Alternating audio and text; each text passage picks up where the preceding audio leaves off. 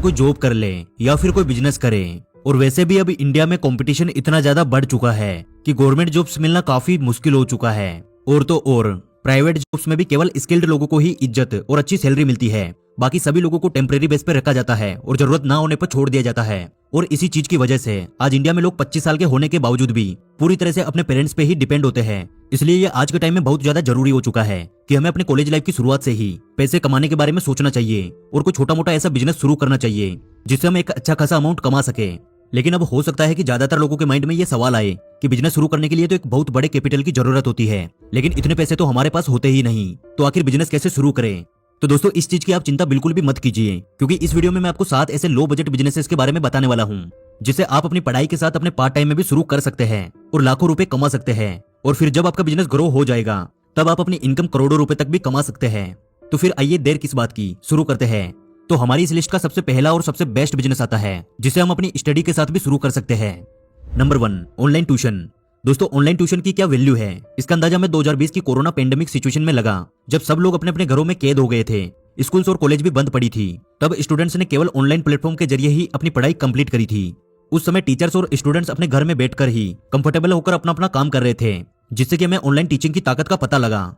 और इसी समय कई सारे टीचर्स ऐसे थे जिन्होंने अपनी ऑफलाइन क्लासेस को छोड़कर पूरी तरह से ऑनलाइन क्लासेस पे डिपेंड हो गए और करोड़ों रुपए की कंपनीज खड़ी कर दी। और उन्हीं में से एक नाम आता है अलग पांडे सर का।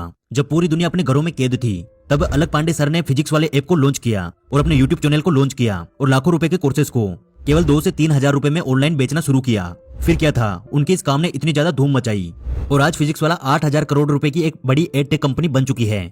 तो इस एग्जांपल से आप इस बात का अंदाजा लगा सकते हैं कि फ्यूचर में ऑनलाइन एजुकेशन का बिजनेस और ज्यादा बूम करने वाला है। तो आप इस बिजनेस की शुरुआत 2023 में भी कर सकते हैं और शुरुआत में आपको बहुत सारे टीचर्स को हायर करने की जरूरत नहीं है। आप अपनी खुद की नॉलेज के आधार पर शुरुआत कर सकते हैं और जैसे जैसे आपके साथ स्टूडेंट्स बढ़ने लगे और आपकी इनकम बढ़ने लगे तो आप अपने साथ साथ और भी टीचर्स को हायर करके अपने एक छोटे से यूट्यूब चैनल को एक बहुत बड़ी एडटेक कंपनी बना सकते हैं। और अब आता है हमारा business number 2, graphic designing company. दोस्तों आप मानो या ना मानो, अगर आप इससे रिलेटेड बिजनेस को प्रॉपर प्लानिंग के साथ स्टार्ट करते हो तो इस बात के मैक्सिमम चांसेस है कि आपका ग्राफिक डिजाइनिंग का बिजनेस बहुत ही जल्दी ग्रो करेगा, क्योंकि आज के टाइम में इस बिजनेस की बहुत ही ज्यादा डिमांड है और अब तक बहुत ही कम लोग हैं जो कि इस बिजनेस को करते हैं। और साथ ही पिछले 2 से 3 सालों में इंडिया में बहुत से फेसबुक और इंस्टाग्राम पेज और यूट्यूब चैनल ऐसे बने हैं जो कि पूरी तरह से ग्राफिक डिजाइनिंग पे डिपेंड करते हैं। और फ्यूचर में भी ऐसे बहुत सारे स्टार्टअप शुरू होते रहेंगे जहां पर ग्राफिक डिजाइनिंग की बहुत ही ज्यादा डिमांड होगी।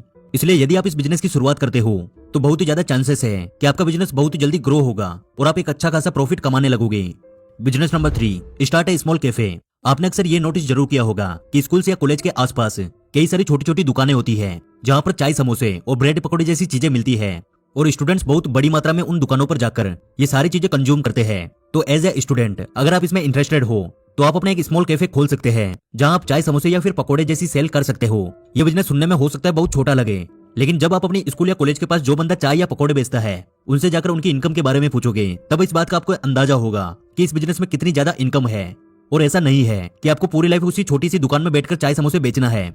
आप शुरुआत खुद कर सकते हैं, लेकिन एक टाइम बाद जब आपकी इनकम आने लगे तो आप किसी दूसरे बंदे को उस दुकान पे बिठा सकते हैं और अपने इस बिजनेस से काफी अच्छा खासा प्रॉफिट कमा सकते हैं। जैसे कि आपने प्रफुल्ल बिलोरे के बारे में जरूर सुना होगा, जो कि MBA चाय वाला के नाम से भी जाने जाते हैं।